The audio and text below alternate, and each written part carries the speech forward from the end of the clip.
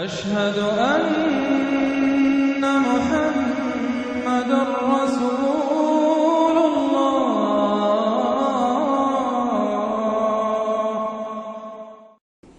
سورۃ الفتح تمہیدی باتیں میں پہلے عرض کر چکا ہوں۔ یہ سورہ مبارکہ نازل ہوئی ہے صلح حدیبیہ کے بعد۔ اس کی جو تاریخی پس منظر ہے صرف یہ چند جملے کفایت کریں گے۔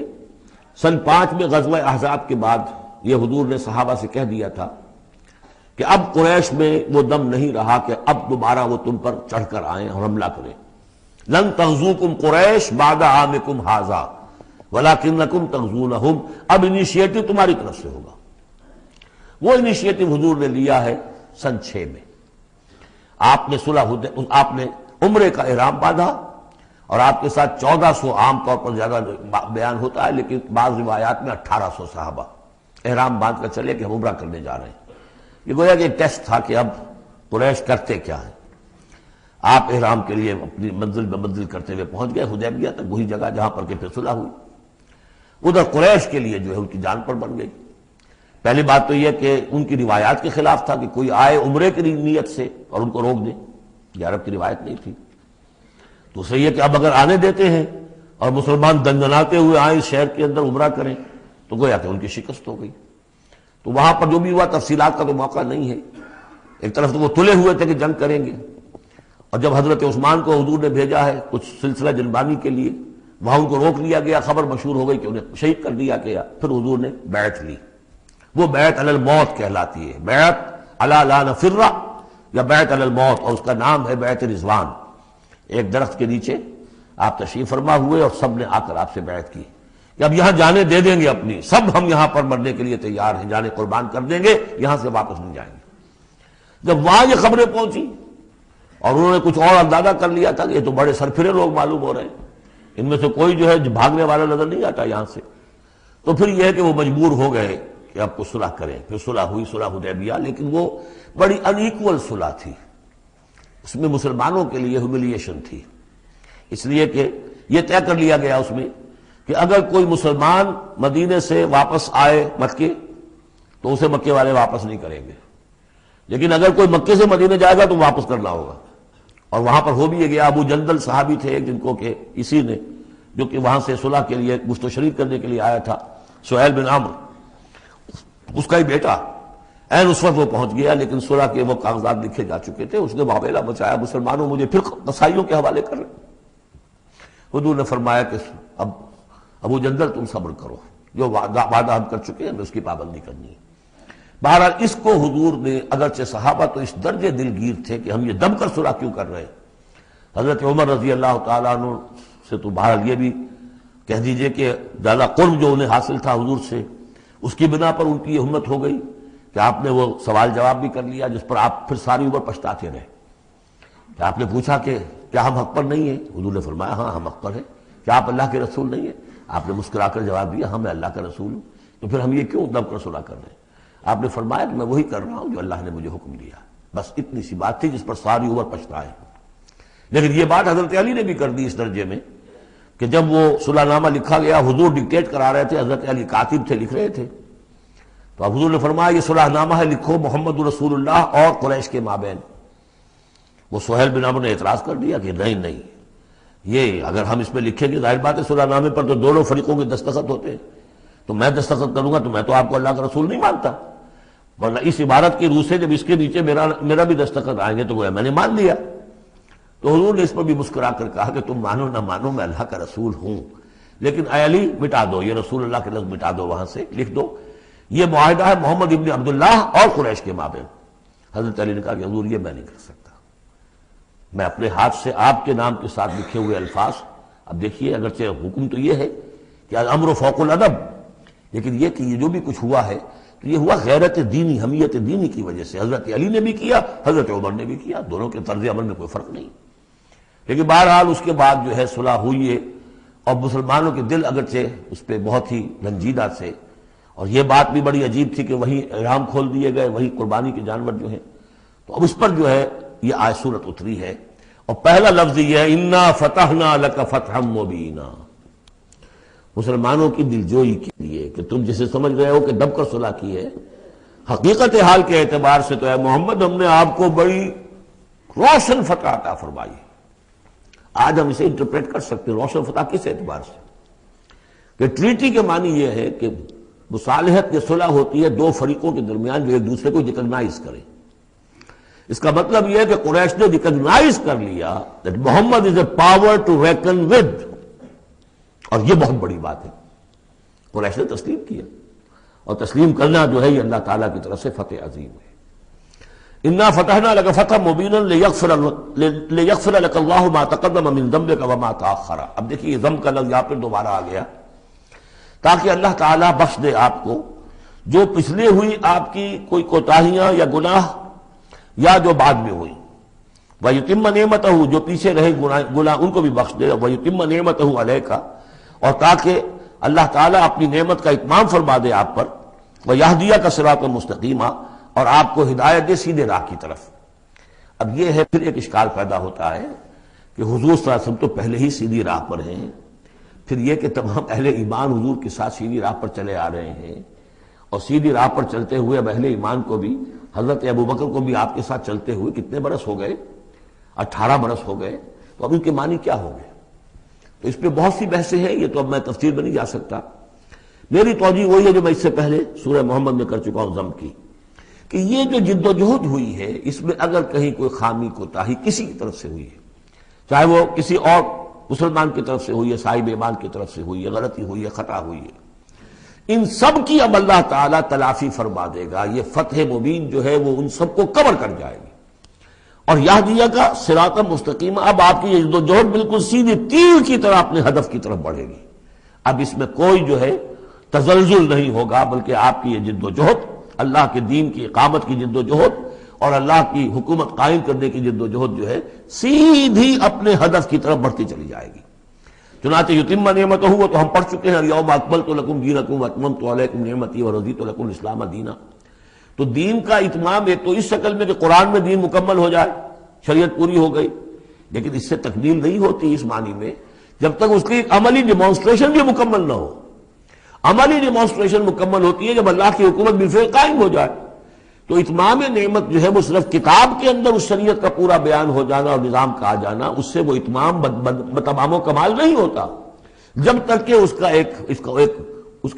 کی ایک نشانی، اس کا ایک نمونہ جو ہے، اس کی ایک صورت لوگوں کے سامنے نہ آ جائے، آئیڈیل فارم اس کی جو ہے وہ سامنے نہ آ جائے، اس کا نمونہ سامنے آ جائے.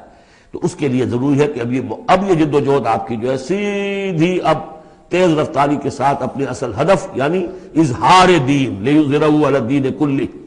اور یہ آیت آ جائے گی اس سورہ مبارکہ کے آخر میں بھی کہ ہم نے بھیجا ہی آپ کو اے محمد اس لیے ہے کہ آپ اللہ کے دین کو غالب کریں. تو وہ اللہ کے دین کے غلبے کی جد و جہد اب تیر کی طرح سیدھی جائے گی. اللہ نے ساری اگلی پچھلی اگر کوئی اس میں کمیاں کوتاہیاں رہ گئی ہیں کسی کی طرف سے آپ کے ساتھیوں میں سے، ان سب کی تلافی کے لیے یہ فتح مبین آپ کو عطا کر دی. وَيَنْصُرَكَ اللَّهُ نَصْرًا عَزِيزًا اور اللہ آپ کی مدد کرے گا ایسی مدد کہ جس کے لیے کوئی شکست نہ ہو، بڑی زبردست مدد. هُوَ الَّذِي أَنزَلَ السَّكِينَةَ فِي قُلُوبِ الْمُؤْمِنِينَ لِيَزْدَادُوا إِيمَانًا مَعَ إِيمَانِهِمْ. وہی ہے کہ جس نے اہل ایمان کے دلوں میں سکینت نازل کر دی تاکہ ان کے ایمان میں اور اضافہ ہو جائے، تاکہ وہ اور اضافہ کر لیں اپنے ایمان میں، جتنا ایمان ہے اس سے اور بڑھ کر. وَلِلَّهِ جُنُودُ السَّمَاوَاتِ وَالْأَرْضِ. اب ظاہر بات ہے کہ اس میں ایک تو کیفیت یہ تھی کہ جو انہیں سکون حاصل تھا کہ وہ تیار تھے سب اپنی جانیں دینے کے لیے، اس کے لیے بھی ایک سکون قلب کے اندر اللہ تعالیٰ نے ان کے پیدا کیا تھا، تبھی تو وہ اس کے لیے آمادہ ہوئے. پھر یہ کہ ان کے اندر نظم اور ضبط کا یہ عالم کہ کوئی ایک شخص بھی حق میں نہیں تھا کہ یہ صلح یہاں اس وقت ہو، لیکن محمد رسول اللہ ان کی اطاعت اس کا سب سے بڑا ٹیسٹ وہاں ہوا ہے.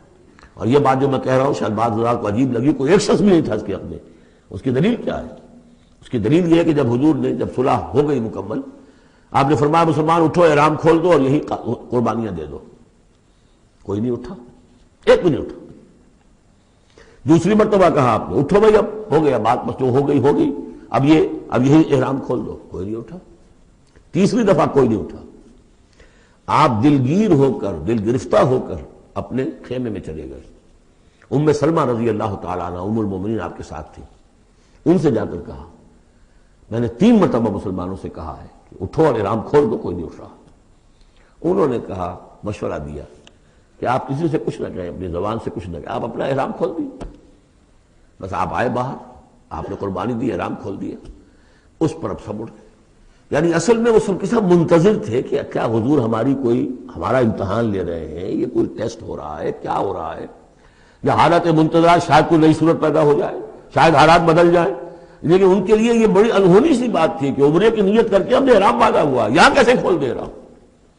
لیکن بہرحال وہ صرف ایک توقف جو تھا وہ اسی درجے میں تھا کہ شاید کوئی نئی صورت پیدا ہو جائے، لیکن اس سے ظاہر ہو رہا ہے کہ سب کے دل جو ہیں وہ اس صلح کے حق میں نہیں تھے۔ وہ تو چاہ رہے تھے کہ اب ہمیں موقع ملے اور ہم یہاں جنگ ہو اور اللہ کے دین کو ہم غالب کریں۔ هو الذي انزل السکینۃ فی قلوب المؤمنین لیزدادوا ایمانا مع ایمانہم وللہ جنود السماوات والارض، اور تمام آسمانوں اور زمین کے لشکر تو اللہ ہی کے ہیں۔ وکان اللہ علیما حکیما، اللہ سب کو جاننے والا اور کمال حکمت والا ہے۔ لیدخل المؤمنین والمؤمنات جنات تجری من تحتها الانہار خالدین فیہا، تاکہ وہ داخل کرے اہل ایمان مردوں اور عورتوں کو ان باغات میں جن کے دامن میں ندیاں بہتی ہوں گی، جن میں وہ ہمیشہ ہمیشہ رہیں گے۔ ویکفر عنہم سیئاتہم، اور دور کر دے ان سے ان کی برائیوں کو۔ وکان ذلک عند اللہ فوزا عظیما، اور یقیناً یہی شے ہے اللہ کے نزدیک بڑی کامیابی ہے۔ وَيُعَذِّبُ الْمُنَافِقِينَ وَالْمُنَافِقَاتِ وَالْمُشْرِكِينَ وَالْمُشْرِكَاتِ الظَّانِّينَ بِاللَّهِ ظَنَّ السَّوْءِ، یہ الفاظ بہت مشابہ ہیں سورہ احزاب کی آخری آیات کے، اور سورہ احزاب جو ہے آپ کو معلوم ہے سن 5 میں نازل ہوئی اور یہ سن 6 میں نازل ہو رہی ہے، تو زمانہ جو ہے قریب کا ہے۔ اور اللہ سزا دے اور عذاب دے منافق مردوں اور منافق عورتوں کو، اور مشرک مردوں اور مشرک عورتوں کو، کہ جو اللہ کے بارے میں بہت برے گمان رکھتے ہیں۔ علیہم دائرۃ السوء، اصل میں تو ان کے اوپر ہے مسلط برائی کا دائرہ۔ وغضب اللہ علیہم، اور اللہ غضبناک ہوا ہے ان پر۔ ولعنہم، اللہ نے ان پر لعنت فرمائی ہے۔ وعد لہم جہنم، اور ان کے لیے تیار کیا ہوا جہنم کو، وساعت مصیرا، اور وہ بہت بری جگہ ہے لوٹنے کی۔ وللہ جنود السماوات والارض، آسمان اور زمین کے لشکر کل کے کل اللہ ہی کے اختیار میں ہے۔ وکان اللہ عزیزا حکیما، اللہ زبردست ہے اور حکیم ہے۔ پہلے آیا تھا علیما حکیما، اب عزیزا حکیما۔ انا ارسلناک شاہدا ومبشرا ونذیرا، اے نبی ہم نے بھیجا ہے آپ کو شاہد بنا کر، وہی شاہد، گواہی دینے والا۔ یہاں اپنے قول اور اپنے عمل سے اللہ کے دین کی گواہی دی۔ قیامت میں کھڑے ہو کر عدالت میں پروزیکیوشن وٹنس کی حیثیت سے کہیں گے اے اللہ تیرا دین جو مجھ تک آیا تھا میں نے پہنچا دیا تھا۔ اب یہ ان کے ذمے ہے۔ فکیف اذا جئنا من کل امۃ بشہید وجئنا بک علی ہؤلاء شہیدا، ہم نے آپ کو بھیجا ہے گواہ بنا کر اور بشارت دینے والا بنا کر اور خبردار کرنے والا بنا کر، لتؤمنوا باللہ ورسولہ، تاکہ اے مسلمانوں تم ایمان رکھو اللہ پر اور اس کے رسول پر، وتعزروہ وتوقروہ، اور اللہ کے رسول کی تو تم مدد بھی کرو اور ان کی تعظیم کرو، توقیر کرو، وتسبحوہ بکرۃ واصیلا، اور اللہ کی تم تسبیح کرو صبح شام۔ یہاں دیکھیے اس آیت میں لتؤمنوا باللہ ورسولہ، اللہ اور اس کے رسول دونوں پر ایمان رکھو، پھر رسول کے لیے وتعزروہ وتوقروہ، اور اللہ کے لیے وتسبحوہ بکرۃ واصیلا، اس کی تسبیح بیان کرو صبح شام۔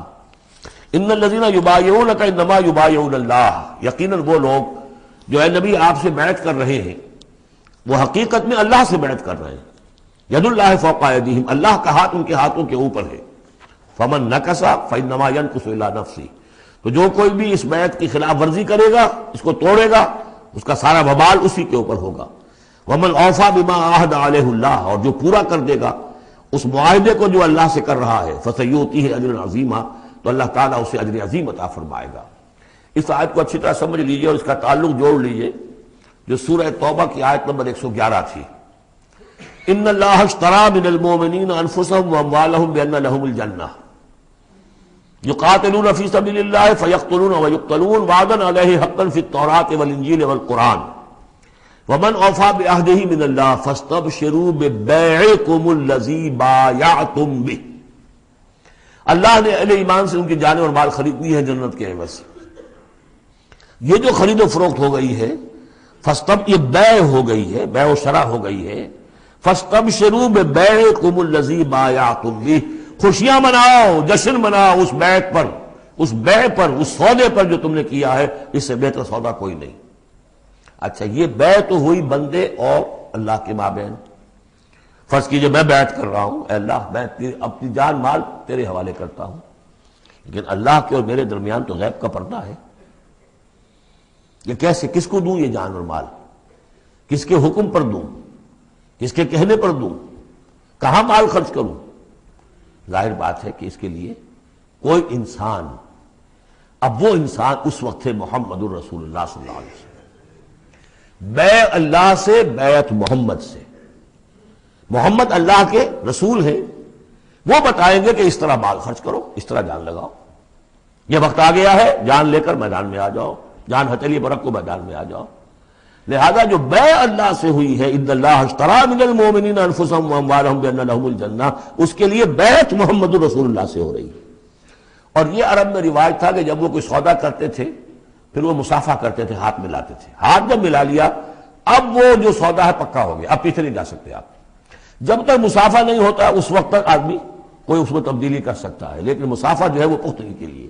لہذا یہ بیعت اب محمد الرسول اللہ سے ہو رہی ہے کہ ہم نے جو جان اللہ اور اپنی مال جو اللہ کے حوالے کی ہے اسے ہم خرچ کریں گے آپ کے کہنے کے مطابق، جو آپ حکم دیں گے، آپ کی مرضی ہے، آپ ہم سے جب چاہیں یہ جان اور مال حاصل ہے، جب چاہیں وصول فرما لیں۔ یہ بیعت ہے جو ہوئی ہے محمد الرسول اللہ سے۔ اچھا، اس میں جو یہ فرمایا، چونکہ یہ تین فریق ہو گئے، اللہ، بیعت کرنے والا اور جس کے ہاتھ پر بیعت کی گئی، لہذا یہ ٹرائی پارٹائٹ ایگریمنٹ ہے، تین فریق ہیں اس کے۔ ایک وہ ہے حضور کا ہاتھ، جس پر بیعت کرنے والے کا ہاتھ آ گیا۔ اللہ نے فرمایا ایک تیسرا ہاتھ بھی ہے، وہ تمہیں نظر نہیں آ رہا، ید اللہ فوق ایدیہم، اللہ کا ہاتھ ان کے ہاتھوں کے اوپر ہے۔ تو یہ تین ہاتھ ہیں در حقیقت اس بیعت کے اندر، اس بیعت کے اندر۔ ان الذین یبایعونک انما یبایعون اللہ، اصل میں تو بیعت، اور بیعت جو ہو رہی ہے تو اللہ سے ہو رہی ہے۔ فاستبشروا ببیعکم الذی بایعتم بہ، باب مفاعلہ کے اندر بھی وہ آ گیا، تم نے جو باہمی یہ کیا ہے بیع و شراء کا معاملہ، اس میں خوشیاں مناؤ، وہی باب مفاعلہ ہے، وہ یبایعونک۔ ان الذین یبایعونک، اے نبی جو آپ سے یہ بیعت کر رہے ہیں، انما یبایعون اللہ، وہ اللہ سے بیعت کر رہے ہیں۔ ید اللہ فوق ایدیہم، اللہ کا ہاتھ ان کے ہاتھوں کے اوپر ہے۔ فمن نکث فانما ینکث علی نفسہ، تو جو کوئی بھی اب اس سے روگردانی کرے گا، اسے توڑے گا، اس کی خلاف ورزی کرے گا، اس کا وبال اسی پر آئے گا، آپ پر اس کا کوئی الزام نہیں۔ ومن اوفی بما عہد علیہ اللہ فسیؤتی اجرا عظیما، اور جو بھی پورا کر دے گا جس کا کہ اس نے وعدہ اللہ سے کیا ہے، یہ معاہدہ اللہ سے ہوا جان اور مال کا۔ اسی لیے سورہ احزاب میں آپ نے پڑھا تھا نا، من المؤمنین رجال صدقوا ما عہدوا اللہ علیہ فمنہم من قضی نحبہ ومنہم من ینتظر۔ اہل ایمان میں وہ جوان مرد ہیں جنہوں نے اپنا جو عہد کیا تھا اللہ سے وہ پورا کر دکھایا، سچا کر دیا۔ ان میں سے وہ بھی ہیں جو اپنی نظر پیش کر چکے، اور وہ بھی ہیں جو باقی منتظر ہیں ابھی کہ کب ہماری باری آئے۔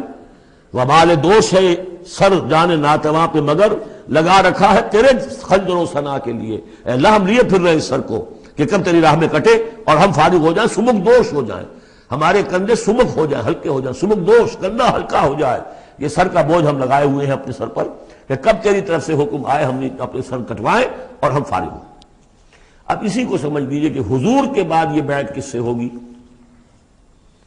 جو بھی کوئی داعی اللہ اب کھڑا ہو اللہ کے نام کے، نبی تو نہیں ہوگا، ہوگا امتی، اطاعت اس کی ہوگی، اللہ اور اس کے رسول کی اطاعت کے نیچے نیچے، اس کے دائرے کے اندر، مستقل بذات اطاعت اس کی نہیں ہوگی۔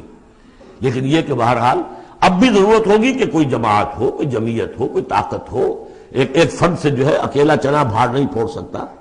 دین کو غالب کرنے کی جد و جہد، عقیم الدین جو ہم پڑھائے ہیں، یہ پورا سلسلہ جو ہے مکی صورتوں کا جو ان مدنی صورتوں کے ساتھ منسلک ہے، توحید عملی، اقامت دین، اور جو اس صورت کے اندر آ جائے گا لیظہرہ علی الدین کلہ، اس کے لیے جماعت چاہیے، جمعیت چاہیے۔ تو اب بھی کوئی اللہ کا بندہ ہوگا، آپ اسے ٹھوک بجا کر دیکھ لیں، اطمینان دیکھیں، سوچ دیکھیں، اس کی رائے کیا ہے، وہ کیا سمجھتا ہے، اگر وہ دین سے بھی واقف ہے، اگر وہ یہ کہ زمانے کے حالات سے بھی واقف ہے، اس کی شخصیت کو دیکھیے، اس کے ماحول کو دیکھیے، اگر آپ کا دل گواہی دے کہ یہ کوئی بہروپیہ نہیں ہے، یہ واقعتاً سنسیئر آدمی ہے، خلوص کے ساتھ اس کے ہاتھ میں ہاتھ دے کر بیٹھ کے یہ ساتھ چلیے۔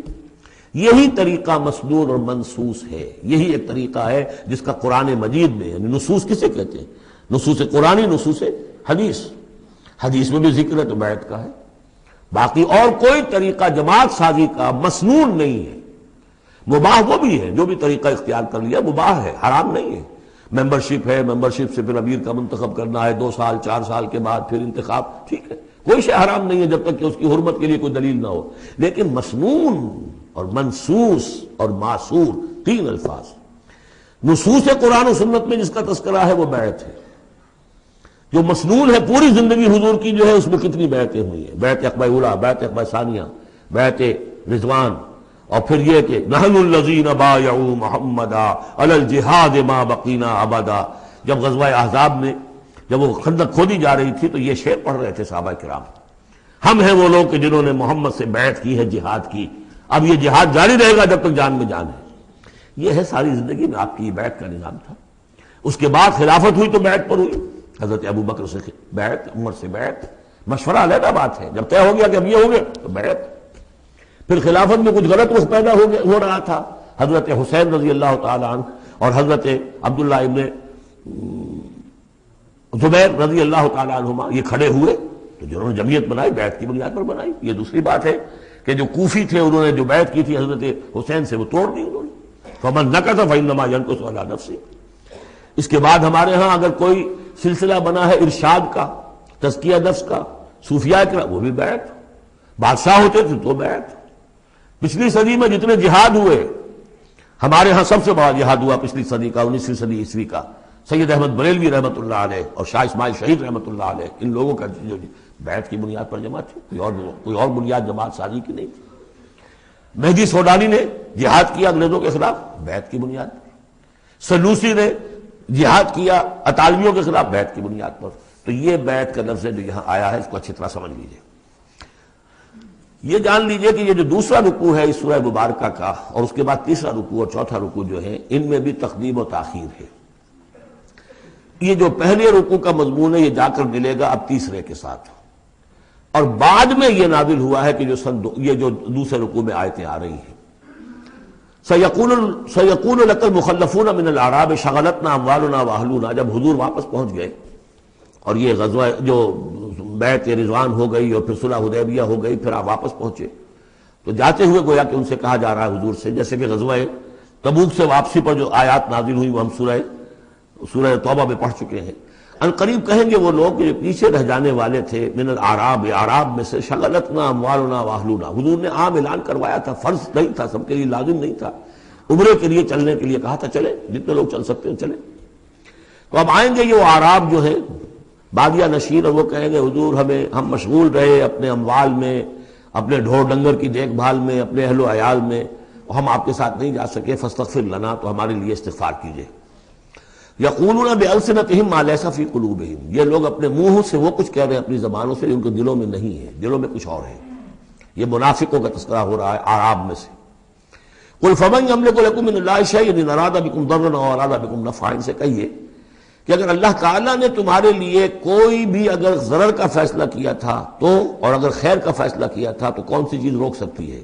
من یملک لکم من اللہ شیئا، کون ہے وہ کہ جو اختیار رکھتا ہو تمہارے بارے میں اللہ کی طرف سے کچھ بھی، اگر اس نے ارادہ کیا ہو ضرر کا. یعنی اگر کوئی خرابی ہونی تھی تو کیا تمہارے یہاں ہونے کی وجہ سے رک جانی تھی؟ یا اگر خیر کوئی آنا تھا تو تمہاری غیر موجودگی میں نہیں آ سکتا تھا؟ یعنی پیچھے رہ جانا چاہیے ماندار، کیوں رہ گئے؟ اگر کوئی خیر آنا تھا تو تمہاری غیر موجودگی میں بھی آ سکتا ہے، کوئی شر آنا تھا وہ تمہاری موجودگی میں بھی آ سکتا ہے.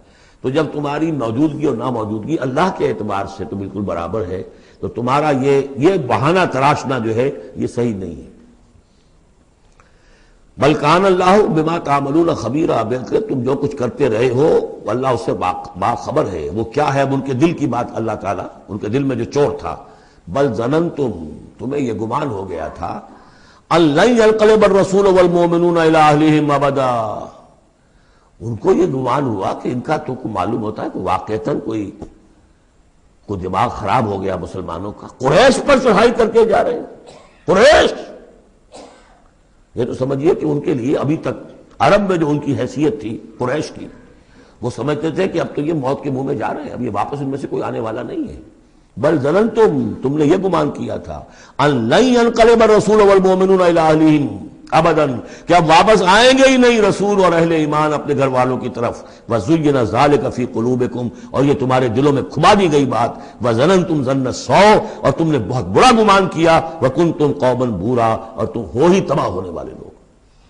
یہ منافقین اعراب کا تذکرہ ہو رہا ہے، اور یہ کب ہو رہا ہے؟ سن 6 میں. سن 2 کے اندر جو معاملہ تھا وہ بھی ہم دیکھ چکے. وہ جو سورہ محمد کے اندر آیا معاملہ، جبکہ ابھی یہ مرحلہ شروع ہو رہا تھا، ابھی قتال کا سلسلہ شروع ہونے والا تھا، اس وقت بھی ان کے دلوں میں صلح جوئی، امن سے کام کرو، صلح سے کام کرو، یہ خامخواہ جو ہے یہ اس طرح کی مہم جوئی مناسب نہیں ہے، اس وقت ان کا یہ خیال تھا۔ وَمَن لَّمْ يُؤْمِن بِاللَّهِ وَرَسُولِهِ فَإِنَّا أَعْتَدْنَا لِلْكَافِرِينَ سَعِيرًا، جو کوئی اللہ اس کے رسول پر ایمان نہ رکھے تو اللہ تعالیٰ نے ایسے کافروں کے لیے تو جہنم تیار کر رکھی ہے۔ وَلِلَّهِ مُلْكُ السَّمَاوَاتِ وَالْأَرْضِ يَغْفِرُ لِمَن يَشَاءُ، اور اللہ آسمانوں اور زمین کی بادشاہی اللہ ہی کے لیے ہے، وہ بخشتا ہے جس کو چاہتا ہے، وَيُعَذِّبُ مَن يَشَاءُ، اور عذاب دے گا جس کو چاہے گا، وَكَانَ اللَّهُ غَفُورًا رَحِيمًا، اور اللہ تعالیٰ غفور الرحیم ہے۔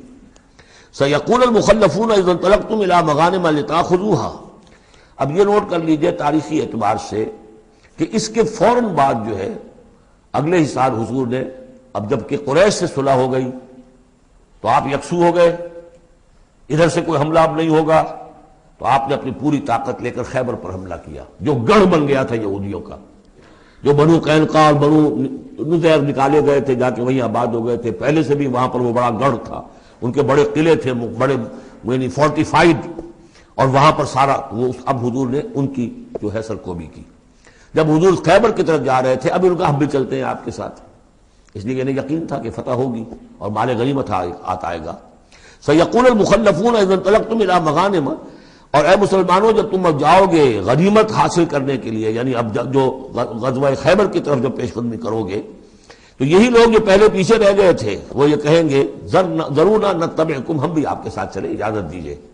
یریدون ان یبدلوا کلام اللہ، یہ اللہ کے کلام کو بدل دینا چاہتے ہیں، وہ اللہ کا کلام اگلے رکوع میں آ رہا ہے کہ ان کے بارے میں طے کر دیا گیا تھا کہ جو لوگ اس صلح حدیبیہ کے موقع پر نہیں گئے ہیں ساتھ حضور کے، اب ان کو کسی بھی دوسری نیکسٹ جنگ کے اندر شمولیت کی اجازت نہیں ہوگی، وہ آگے آ رہا ہے، اس لیے اس کے سمجھنے میں تھوڑی سی دقت ہوتی ہے، لیکن سمجھ لیجئے کہ وہ آگے ہے، اسی لیے تقدیم و تاخیر کی میں نے بات آپ سے کی تھی۔ یریدون ان یبدلوا کلام اللہ، یہ چاہتے ہیں کہ اللہ کے کلام کو تبدیل کر دیں، اللہ کے حکم کو بدل دیں۔ قل لن تتبعونا، کہہ دیجئے کہ نہیں اب تم ہمارے ساتھ نہیں جاؤ گے، کذالکم قال اللہ من قبل، یہ بات اللہ تعالیٰ پہلے ہی کہہ چکا ہے پہلے، اور اس صورت میں آ رہا ہے ذرا بعد میں۔ فسیقولون بل تحسدوننا، وہ کہیں گے یہ تو آپ لوگ حسد کر رہے ہیں ہم سے، آپ ہمیں ساتھ میں لے جانا چاہتے ہیں، جبکہ ہمیں اندازہ ہے کہ وہاں پہ غنیمتیں ملیں گی۔ بل کانوا لا یفقہون الا قلیلا، حقیقت یہ ہے کہ یہ فہم ہی نہیں رکھتے، تفقہ ہی نہیں رکھتے مگر بہت ہی تھوڑی۔ قل للمخلفین من الاعراب، یہ جو لوگ رہ گئے تھے پیچھے، یہ بدو لوگ، ان سے کہہ دیجئے ستدعون الی قوم اولی باس شدید، ان قریب پھر تمہیں بلایا جائے گا ایک ایسی قوم کی طرف، ایسے قوم کے مقابلے کی طرف جو بڑی طاقت والی ہوگی، تو قاتلونہم او یسلمون، یا تم ان سے قتال کرو گے یا وہ مسلمان ہوں گے اور یا وہ اطاعت قبول کریں گے۔ اس سے ہے اشارہ در حقیقت جو نیا سلسلہ جنگوں کا اب شروع ہونے والا تھا، اور وہ تھا سلطنت روما کے خلاف غزوہ موتا۔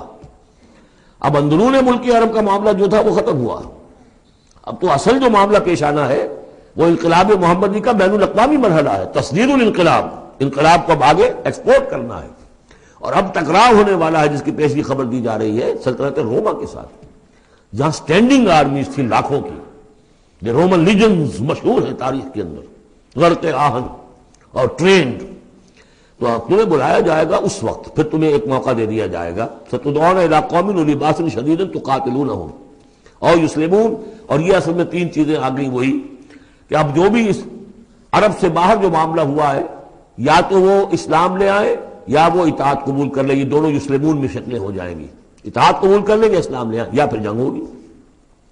فَإِن تُطِيعُوا يُؤْتِكُمُ اللَّهُ أَجْرًا حَسَنًا، اگر اس وقت تم اطاعت کرو گے اللہ کے رسول کی، ان کے ساتھ جاؤ گے تو اللہ تعالیٰ جو ہے تمہیں اجر حسنہ دے گا۔ وَإِن تَتَوَلَّوْا كَمَا تَوَلَّيْتُم مِّن قَبْلُ، اور اگر تمہیں اسی طرح پیٹھ دکھا دی جیسے کہ پہلے پیٹھ دکھائی تھی، يُعَذِّبْكُمْ عَذَابًا عَلِيمًا، تو اللہ تعالیٰ عذاب علیم دے گا تمہیں۔ لَيْسَ عَلَى الْأَعْمَىٰ حَرَجٌ، ہاں اگر کوئی اندھا ہے تو اس پر کوئی الزام نہیں ہے، کوئی تنگی نہیں ہے، وہ اگر نہیں گیا کوئی بات نہیں۔ وَلَا عَلَى الْأَعْرَجِ حَرَجٌ، نہ کوئی لنگڑا ہے تو اس کے لیے بھی نہیں ہے۔ وَلَا عَلَى الْمَرِيضِ حَرَجٌ، اسی طریقے سے کوئی بیمار ہے تو اس پر بھی کوئی اس کی باس پرس نہیں ہے۔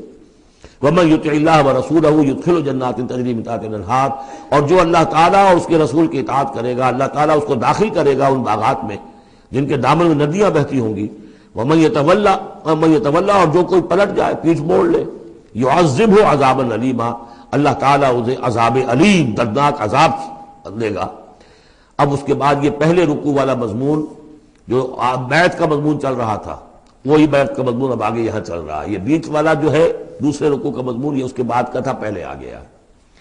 وہاں جو فرمایا تھا کہ ان الذین یبایعونک انما یبایعون اللہ، اب آگے چلیے.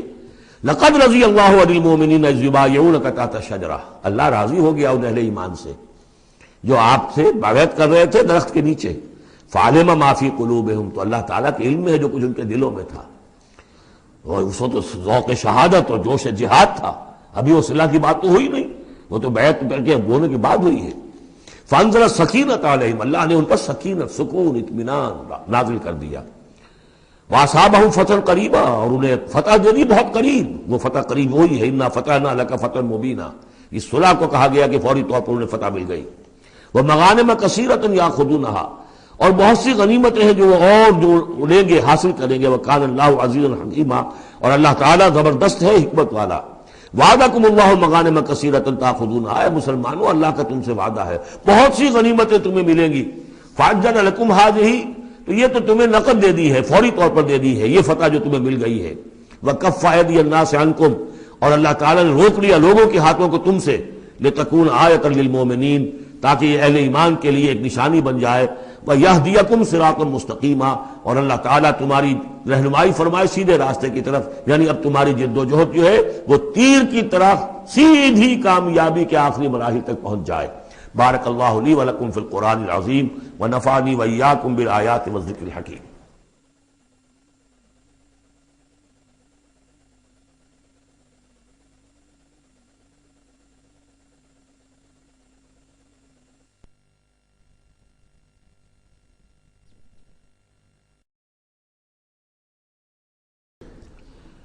وعدکم اللہ مغانم کثیرۃ تاخذونھا، اللہ تعالیٰ نے اے مسلمانوں تم سے وعدہ کیا ہے بہت سی غنیمتوں کا جو تمہیں حاصل ہوں گی.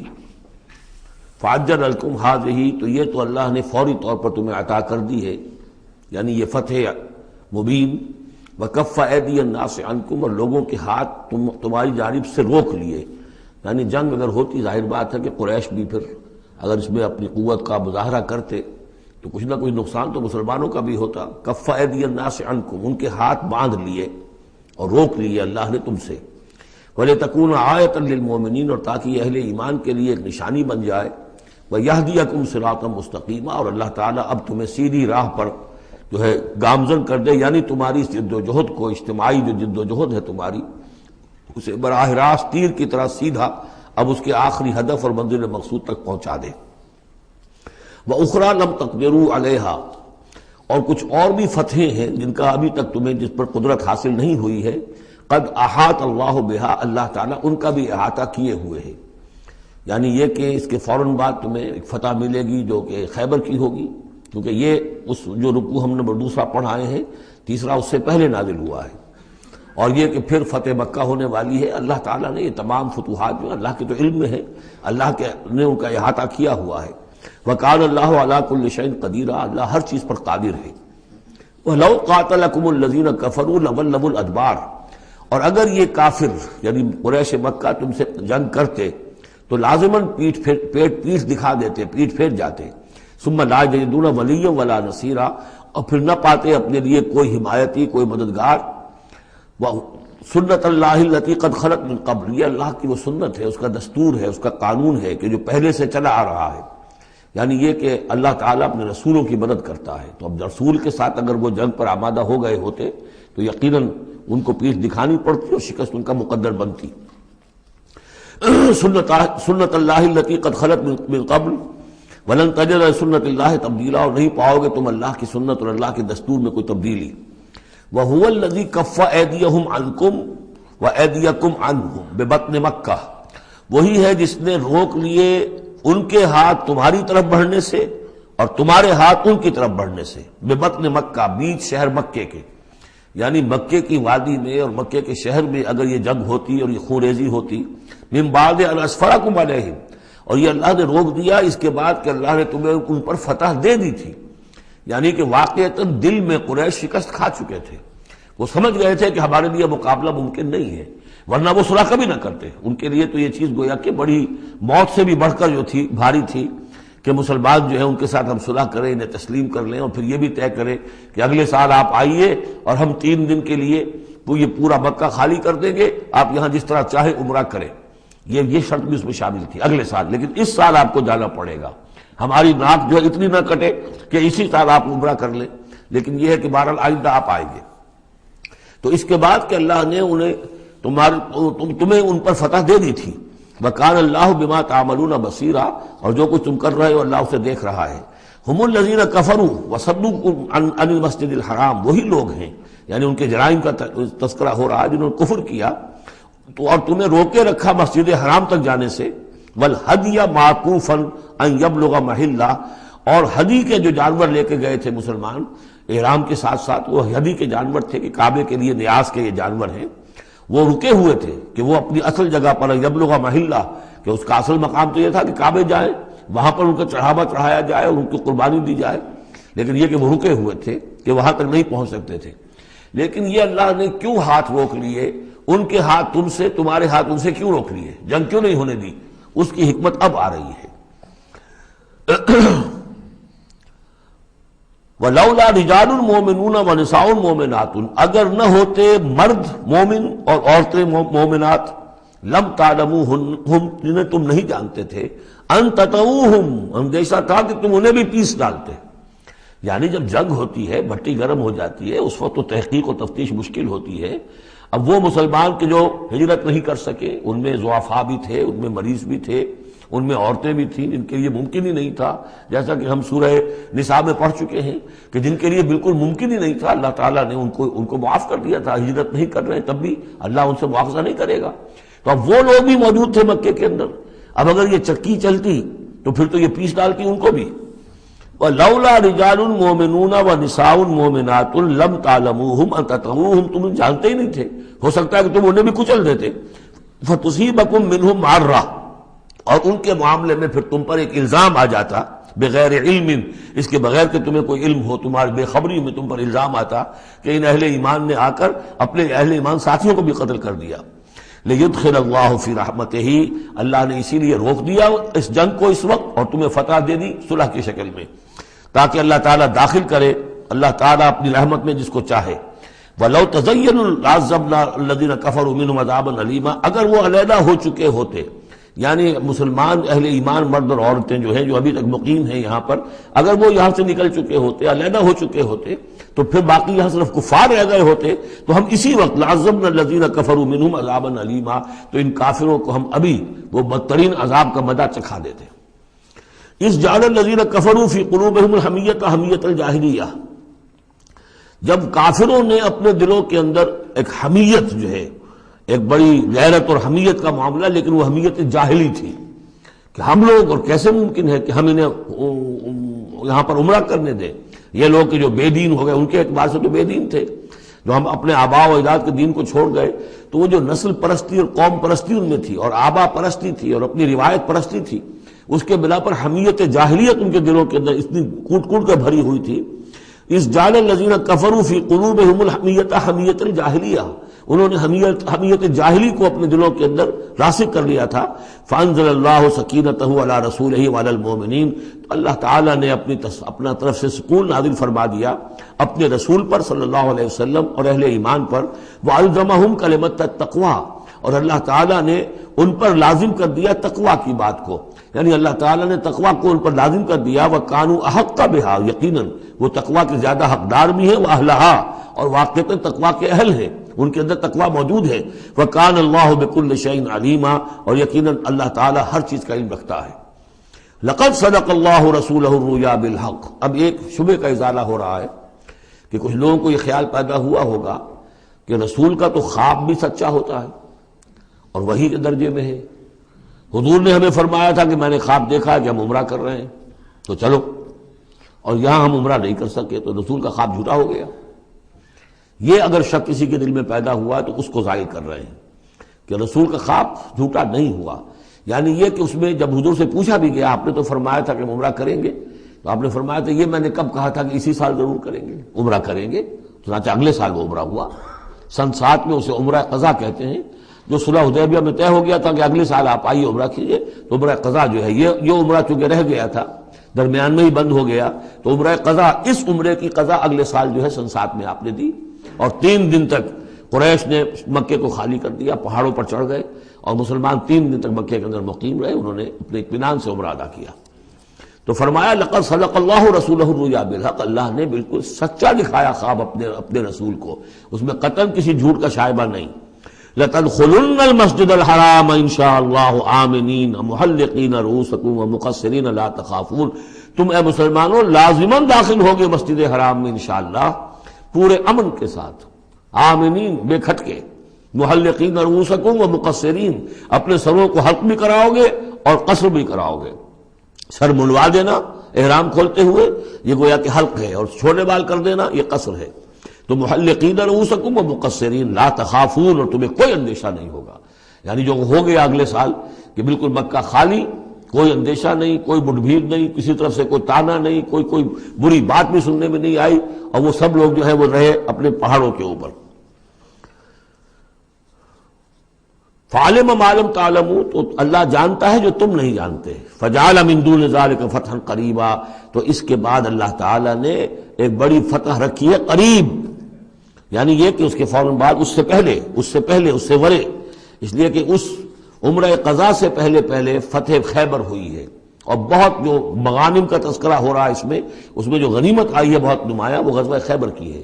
ایک تو یہ کہ یہودیوں کا گڑھ تھا، بہت مالدار تھے، پھر یہاں سے جو گئے تھے 2 قبیلے نکل کر گئے تھے، وہ بھی اکثر ان میں سے وہیں آباد ہو گئے تھے، تو وہ ان کی بڑی جمعیت تھی وہاں پر، اور یہودی ویسے مالدار ہوتے ہیں، تو وہاں پہ جو غنیمت ملی ہے مسلمانوں کو اس کے طرف اشارہ ہو رہا ہے۔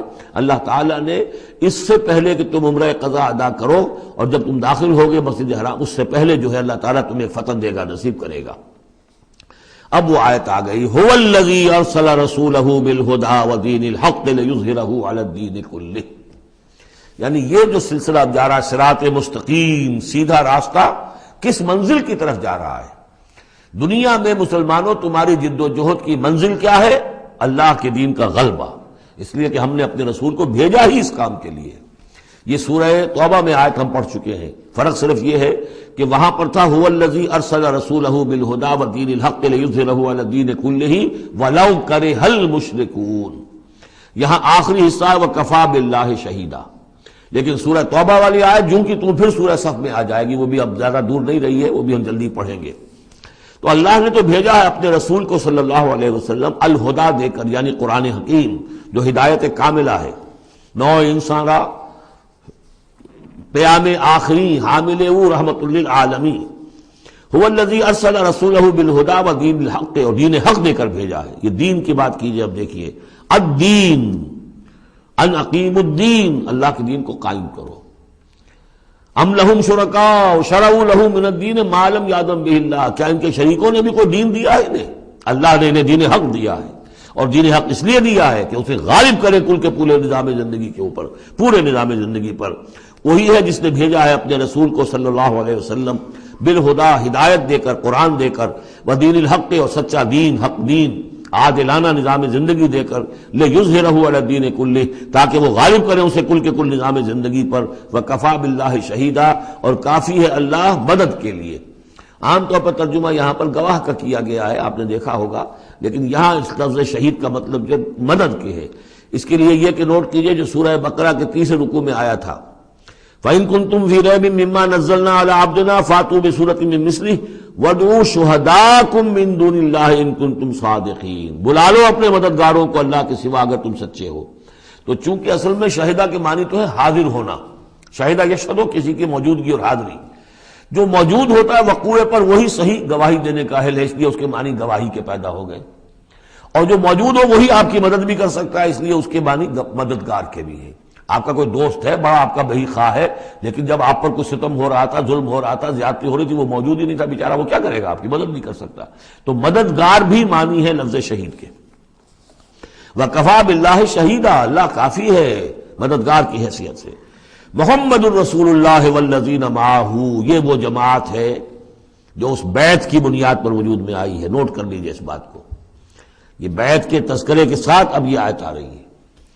محمد الرسول اللہ صلی اللہ علیہ وسلم ایک بیعت تو وہ لیتے تھے کہ جو کوئی ایمان لاتا تھا، ایمان کی بیعت، لیکن جو آپ نے اہل مکہ سے کبھی نہیں لی، بلکہ وہاں تو جس نے بھی کہہ دیا اشہد ان لا الہ الا اللہ واشہد ان محمد رسول اللہ، کوئی فارمل ڈیکلیریشن، کوئی اور اس کے لیے کوئی سمبولک کوئی اقدام نہیں تھا، الا یہ کہ کوئی باہر سے آتا تھا تو بیعت ہوتی تھی۔ اس کے بعد آپ نے بیعت مکے میں دو لی ہیں، بیعت عقبہ اولیٰ، بیعت عقبہ ثانیہ۔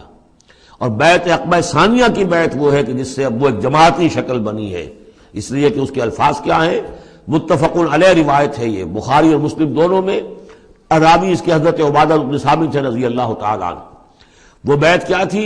بایعنا رسول اللہ صلی اللہ علیہ وسلم علی السمع والطاعۃ فی العسر والیسر والمنشط والمکرہ وعلی عثرۃ علینا وعلی لا ننازل امر اہلہ وعلی ان نقول بالحق اینما کنا لا نخاف فی اللہ لومۃ لائم۔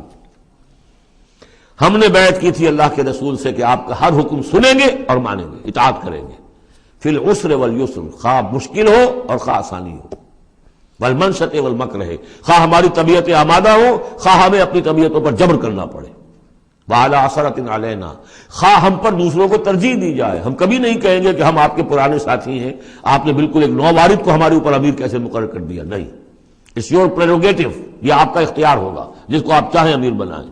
وعلی اللہ ننازل امر اہلہ، جنہیں آپ والی امر بنا دیں گے، امیر بنا دیں گے، ان سے بھی ہم جھگڑیں گے نہیں، ان سے تعاون کریں گے، ان کی اطاعت کریں گے۔ جیسے کہ ایک اور حدیث میں حضور نے فرمایا من اطاعنی فقد اطاع اللہ ومن عصانی فقد عصی اللہ، جس نے میری اطاعت کی اس نے اللہ کی اطاعت کی، اور جس نے میری نافرمانی کی اس نے اللہ کی نافرمانی کی۔ ومن اطاع امیری فقد اطاعنی، جس نے میرے مقرر کردہ امیر کی اطاعت کی اس نے میری اطاعت کی۔ ومن اطاع امیری فقد ومن عصی امیری فقد عصانی، جس نے میرے مقرر کردہ امیر کی نافرمانی کی اس نے میری نافرمانی کی۔ اب ظاہر بات ہے جب جماعتی زندگی ہوتی ہے تو ایک ہی امیر نہیں ہوتا، اب ایک فوج ہے، ایک سپہ سالار ہے، لیکن اور چھوٹے چھوٹے جو اس کے حصے ہیں، میمنہ پر کوئی اور ہے، میسرہ پر کوئی اور ہے، اب قلب پر کوئی اور ہے، چھوٹے چھوٹے کمانڈرز بھی تو ہیں، چھوٹی سی کمپنی ہے، پلاٹون ہے، پھر بٹالین ہے، بٹالین سے اوپر ریجیمنٹ ہے، ہر جگہ پر جو ہے اس کے جو آفیسرز موجود ہیں، جو کمانڈرز موجود ہیں، ان سب کا سلسلے وار سب و طاعت کا نظام اگر نہیں ہوگا تو وہ فوج کہاں ہوئی؟ اس طرح ایک جماعت ہے، ایک پورے ملک کے اندر جماعت ہے، اس کا امیر ہے، پھر اس کے کئی صوبائی اس کی شاخیں اس کے امیر ہیں، تو یہ تو نظام اس طرح چلے گا۔ تو یہاں پر وعلیٰ ان نقول بالحق اینما کنا، اور آخری بات جو تھی اس بیعت کے اندر کہ ہم جہاں کہیں بھی ہوں گے حق بات ضرور کہیں گے، مشورہ مانگا جائے گا مشورہ دیں گے، وی ول ناٹ ہولڈ بیک اور اوپینینز، ہم اپنی رائے دیں گے، حق بات کہیں گے جہاں کہیں ہوں گے، لیکن اس کے بعد جو فیصلہ ہوگا فیضا عذاب الامر، جیسا کہ ہم پڑھ چکے ہیں، جب فیصلہ ہو جائے تو پھر یہ کہ اللہ اور اس کے رسول کی اطاعت لازم ہے۔ تو فرمایا یہ محمد رسول اللہ والذین معہ کی جو جماعت بنی ہے اس شکل میں، اس قتال کے مرحلے کے شروع ہونے سے پہلے، منہج انقلاب نبوی میں اقدام کا مرحلہ جب آیا ہے، پیسو ریزسٹنس جب ایکٹیو ریزسٹنس میں چینج ہو رہی ہے، تو اب وہ ایک نظم جماعت کی شکل ہے، اور وہ بیعت عقبہ ثانیہ کی بنیاد پر وجود میں آیا۔ محمد رسول اللہ والذین معہ اشداء علی الکفار رحماء بینہم، اللہ کے رسول، یہ اس میں دو طرح ترجمے اس کے کیے جاتے ہیں، محمد اللہ کے رسول ہیں، یہ ایک جملہ پورا ہو گیا، والذین معہ اشداء علی الکفار رحماء بینہم، اور جو ان کے ساتھ ہیں وہ کافروں پر بہت بھاری ہے اور آپس میں بہت رحم دل ہے۔ اور ایک ترجمہ یہ بھی ہے کہ محمد رسول اللہ والذین معہ، یہ سب مل کر مبتدا بنی، اللہ کے رسول محمد اور جو ان کے ساتھ ہیں ان سب کی شان یہ ہے کہ اشداء علی الکفار رحماء بینہم، وہ کفار کے حق میں بڑے سخت ہیں لیکن آپس میں بہت رحم دل ہے، رحیم ہے، شفیق ہے۔ یہ ہم پڑھ چکے ہیں سورہ مائدہ میں بھی، اذلۃ علی المؤمنین اعزۃ علی الکافرین، اہل ایمان کے حق میں وہ بہت ہی نرم خو ہو، حلقہ یاراں تو بریشم کی طرح نرم، رزم حق و باطل ہو تو فولاد ہے مومن۔ یہ شان جو ہے بندہ مومن کی قرآن مجید میں دو جگہ آئی ہے۔ تراہم رکعاً سجدا یبتغون فضلا من اللہ ورضوانا، تم دیکھو گے ان کو کبھی سجدے میں گرے ہوئے ہوں گے اور کبھی رکوع کر رہے ہوں گے، وہ اپنے رب کے فضل کے متلاشی رہتے ہیں ہر دم ہر آن، اور اللہ کی رضا چاہتے ہیں۔ سیماہم فی وجوہہم من اثر السجود، اور ان کی جو نشانی ہے وہ ان کے چہروں میں جو اثرات پیدا ہوتے ہیں سجدے سے عام طور پر تو خیال یہ ہوتا ہے کہ یہی جو گھٹا پڑ جاتا ہے یہی سجدے کا نشان ہے، لیکن اس کے علاوہ بھی نمازیوں کے چہرے میں ان کی نماز کی ایک کیفیت ہوتی ہے، نورانیت ہوتی ہے کہ جو ان کے چہروں کے اندر موجود ہوتی ہے۔ ذالک مثلہم فی التوراۃ، یہ ہے ان کی مثال اور تمثیل جو تورات میں آئی تھی، وَمَثَلُهُمْ فِي الْإِنْجِيلِ، اور انجیل میں جو ان کی مثال دی گئی تھی وہ یہ ہے كَزَرْعٍ أَخْرَجَ شَطْأَهُ، جیسے ایک کھیتی وہ اپنا پٹھا نکالتی ہے، فَآزَرَهُ، پھر اسے گاڑھا کرتی ہے، فَاسْتَغْلَظَ، اور فَاسْتَوَىٰ، اس کو مضبوط کرتی ہے اور پھر اسے گاڑھا کرتی ہے، فَاسْتَوَىٰ عَلَىٰ سُوقِهِ، پھر اپنی نال پر کھڑی ہو جاتی ہے۔ چھوٹی سی کوئی کوپل پھوٹتی ہے، پھر وہ بڑھتی ہے، نرم سی ہے، پھر ذرا اس کا جو تنا بنتا ہے اس کے اوپر پھر کھڑی ہو جاتی ہے سیدھی۔ یہ جس طریقے سے درجہ بدرجہ یہ جو زراعت ہو رہی ہے، یہ کھیتی ہو رہی ہے، اس کا نتیجہ کیا نکلتا ہے؟ یوجب الزراع، جو زراعت کرنے والا ہے، جو کاشتکار ہے، اسے بڑی بھلی لگتی ہے۔ آیا آج دیکھا اپنی کھیتی کو اپج آئی ہے، نکل آئی ہے، اس کے بعد یہ کیا بڑھ رہی ہے، پک رہی ہے، اب کھیتی لہرا رہی ہے، اس کے اوپر سٹے آ گئے ہیں۔ یوجب الزراع لیغیظ بہم الکفار، تاکہ اس سے دل جلے کافروں کا۔ اب یہاں اس سے واضح ہو گیا یہاں زراع کون ہے؟ یہ کھیتی صحابہ کرام کی کھیتی ہے جو پھل رہی ہے، پھول رہی ہے، اور اس کا کاشتکار کون ہے؟ محمد الرسول اللہ صلی اللہ علیہ وسلم۔ تب حضور کے ساتھ آپ کو معلوم ہے کہ جب انتقال ہوا ہے ابو طالب کا تو بمشکل 125 آدمی تھے، 150 آدمی تھے۔ آپ کی ایسی پوزیشن بھی نہیں تھی کہ اپنے بل پر مکے میں رہ سکتے، اسی لیے طائف گئے تھے، کوئی آلٹرنیٹ بیس مل جائے میں وہاں منتقل کر دوں اپنی اس دعوت کا اور اپنی اس تحریک کا مرکز۔ لیکن یہ کہ وہاں سے خالی ہاتھ آنا پڑا تھا۔ ایک وہ دور تھا کہ جس میں پھر ایک مشرک کی امان لے کر مکے میں داخل ہو سکے، مطعم بن عدی کی۔ آج ایک دور یہ ہے کہ 1400 یا 1800 آدمی جو ہے وہ بیعت موت کی ہے انہوں نے، اور ان کو اس پر جو ہے ملال ہے کہ دم کر صلح کیوں کی ہے۔ ان کی جو حمیت ایمانی ہے، غیرت ایمانی ہے، وہ ملال اس پر ہے۔ وہ جان بچنے کی کوئی خوشی نہیں ہے انہیں، وہ تو کہے کہ ہم نے دم کر کیوں صلح کریں، ہم اپنی جانیں دینے کے لیے تیار ہیں۔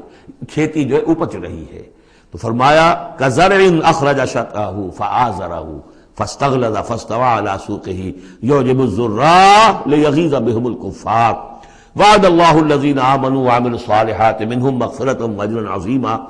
اللہ نے وعدہ کیا ہے ان لوگوں سے جو ایمان لائے اور نیک عمل کیے، ان میں سے جو واقعتاً جنہوں نے ایمان اور عمل صالح کا حق ادا کر دیا، کہ ان کے لیے مغفرت بھی، اجر عظیم بھی ہے۔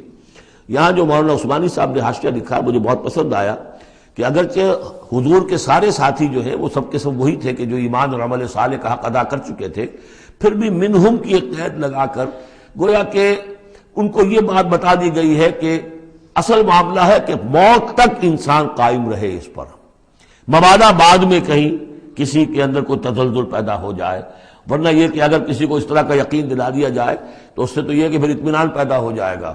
ہونا یہ چاہیے کہ آخری وقت تک ڈرتا رہے آدمی، بین الخوف والرجا کی کیفیت رہے، کہ کہیں ایسا نہ ہو کہ میں پھر کہیں آج جس مقام پر اللہ نے مجھے پہنچا دیا ہے کہیں پاؤں پھسل جائے۔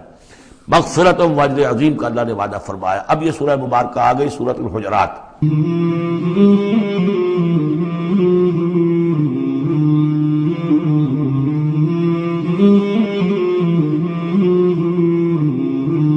مولاي صل وسلم دائما ابدا على حبيبك خير الخلق كلهم مولاي صل وسلم دائما ابدا على حبيبك خير الخلق كلهم مولاي صل وسلم دائما